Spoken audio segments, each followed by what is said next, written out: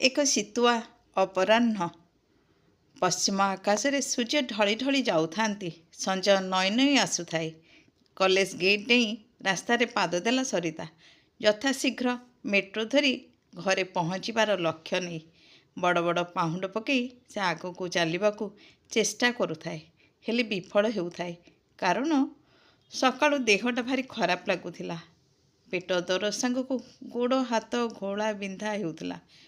ଛୁଟି ନେଇ ରହିବାକୁ ଇଚ୍ଛା ଥିଲେ ମଧ୍ୟ ପାରିଲାନି।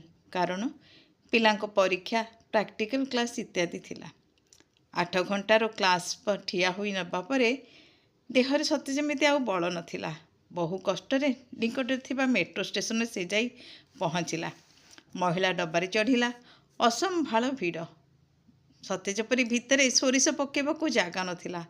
ଅବଶ ଶରୀରଟାକୁ ଗୋଟିଏ ରଡ଼୍ରେ ଆଉଜାଇ ଅସହାୟ ଭାବରେ ଠିଆ ହୋଇଥାଏ। ଭାବୁଥାଏ ଜାଗାଟେ ମିଳିଗଲେ କିଛି ସମୟ ଶାନ୍ତିରେ ବିଶ୍ରାମ ନେଇଥାନ୍ତା। ଘରେ ବୟସ୍କ ପିତାମାତା ପହଞ୍ଚି ପୁଣି ସେମାନଙ୍କ କଥା ବୁଝିବାକୁ ପଡ଼ିବ। ରୋଷେଇ କରି ସେମାନଙ୍କୁ ଖାଇବାକୁ ଦେବାକୁ ପଡ଼ିବ। ଯେକୌଣସି ମୁହୂର୍ତ୍ତରେ ତଳେ ପଡ଼ିଯିବା ପରି ଲାଗୁଥିଲା। ଏତେ ଅସହାୟ ସେ କେବେ ଅନୁଭବ କରିନଥିଲା। ଏକମାତ୍ର ପ୍ରଭୁ ହିଁ ଭରସା। ପ୍ରଭୁ ଜଗନ୍ନାଥଙ୍କ ଉଦ୍ଦେଶ୍ୟରେ ହାତ ଯୋଡ଼ି ଦେଇଥିଲା, ପ୍ରାର୍ଥନା କରିଥିଲା ଯେମିତି ଯାହା ହେଉ ପଛେ ଘରେ ପହଞ୍ଚିଯାଏ। ତାପରେ ଯାହା ହେଉଛି ପଛେ। ଆଖିର ଲୁହ, ହୃଦୟର କୋହକୁ ଲୁଚାଇବାକୁ ଚେଷ୍ଟା କରି ଆଖି ବୁଜିଦେଲା। କାହାର ସ୍ପର୍ଶରେ ପ୍ରକୃତିସ୍ଥ ହେଲା। ଆଗରେ ଝିଅଟିଏ ଠିଆ ହୋଇଥାଏ। ତା ହାତକୁ ଧରିଛି। କହିଲା, ମ୍ୟାମ୍, ଆପଣ ଏମିତି ଗେଟ୍ ପାଖରେ ଠିଆ ହୋଇଛନ୍ତି ଯେ? ଆଜି ଟିକେ ବେଶୀ ଭିଡ଼ ଅଛି ନୁହେଁ?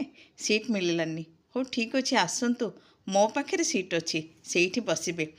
ଏବଂ ଏକ ପ୍ରକାର ହାତକୁ ଟାଣି ଟାଣି ନେଇ ତା ସିଟ୍ ପାଖକୁ ନେଇଗଲା। ତା ଜାଗାରେ ବସେଇଦେଲା। ପାଖରେ ଠିଆ ହେଲା। ସେମିତି ହାତକୁ ଧରିଥାଏ। କହିଲା, ମ୍ୟାମ୍, ଆପଣ ତ ସବୁବେଳେ ବହୁତ ଆକ୍ଟିଭ୍ ଥାନ୍ତି। ଆଜି କ'ଣ ହୋଇଛି? ଦେହ ଭଲ ନାହିଁ କି? ବ୍ୟସ୍ତ ହୁଅନ୍ତୁ ନାହିଁ, ସବୁ ଠିକ୍ ହେଇଯିବ।